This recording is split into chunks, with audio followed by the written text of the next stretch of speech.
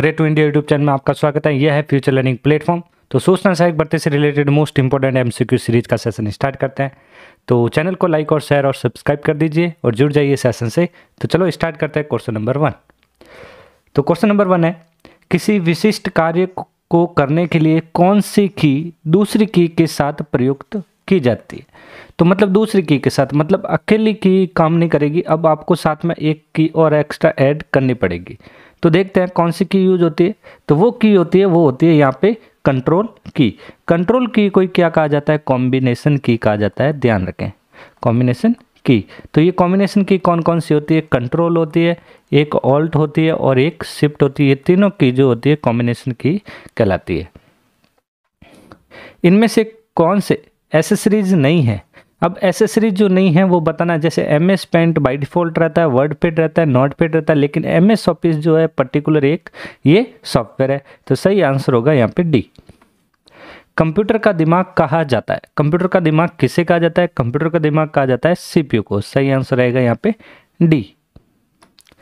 Bank में check read करने के लिए, ध्यान रखें, बैंक में चेक को रीड करने के लिए निम्न में से कौन सी विधि का प्रयोग किया जाता है। मतलब बैंक में चेक रीड करने के लिए जो स्कैनर जो यूज किया जाता है वो कौन सा स्कैनर है। तो वो स्कैनर जो होता है वो होता है MICR। कौन सा स्कैनर होता है, MICR। MICR का मीनिंग यहाँ पे ध्यान रखें, magnetic ink character reader. Magnetic ink character reader. और OMR जो होता है, ये जो होता है जो मार्क होता है, मार्क को स्कैन करने के लिए यूज किया जाता है जो कंपटीशन एग्जाम के, और ये करेक्टर को स्कैन करने के लिए यूज किया जाता है। विंडोज 7 रिसेंटली ओपन आइटम को किस लिस्ट द्वारा शो करता है। तो विंडो 7 में जो रिसेंटली ओपन आइटम जो होते हैं वो रिसेंटली जो यूज करते हैं वो लिस्ट कौन सी होती है, वो होती है जंप लिस्ट। कौन सी लिस्ट होती है, जंप लिस्ट। भारत में विकसित परम कंप्यूटर, ध्यान रखें, भारत में कौन सा परम कंप्यूटर जो विकसित है का विकास किस संस्था द्वारा किया गया था।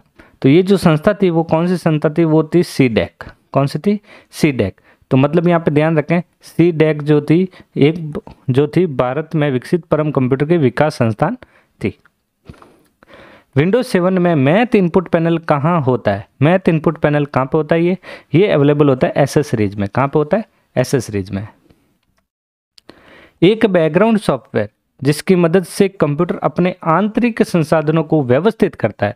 तो मतलब रीअरेंजमेंट जो करता है, व्यवस्थित जो करता है, ये कौन करता है। तो ये जो सॉफ्टवेयर होता है वो कौन सा होता है, एप्लीकेशन सॉफ्टवेयर। एप्लीकेशन सॉफ्टवेयर जो होता है जो यूजर वर्क करता है उस सॉफ्टवेयर को क्या कहा जाता है, एप्लीकेशन सॉफ्टवेयर कहा जाता है। विंडोज 7 में स्टार्ट बटन को लॉन्च करने के लिए कौन सी की प्रेस की जाती है। ध्यान रखें, स्टार्ट बटन लॉन्च करने के लिए जो की यूज की जाती है वो की होती है विंडो की।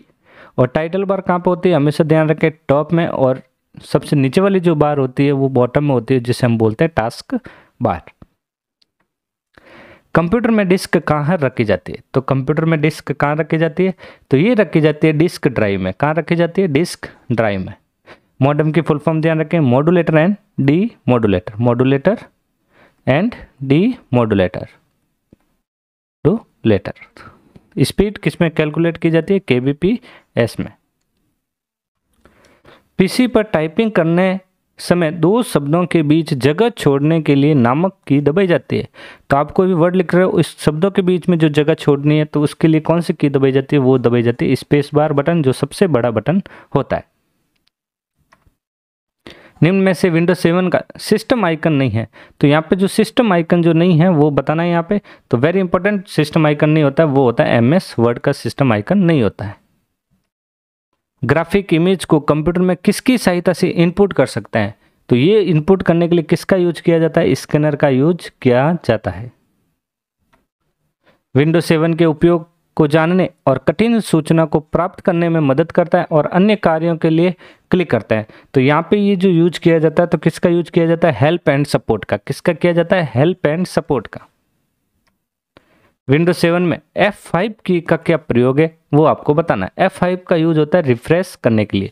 तो ध्यान रखें, मैं अभी यहाँ पे आपको F1, F2, F3, F4, F5, F7, F11 और F12 सारी की ध्यान रखिए। F1 हमेशा हेल्प के लिए, F2 रीनेम के लिए, F3 सर्च के लिए, F4 रीडो के लिए, F5 रिफ्रेश के लिए और स्लाइड शो के लिए पावर पॉइंट में स्लाइड शो के लिए।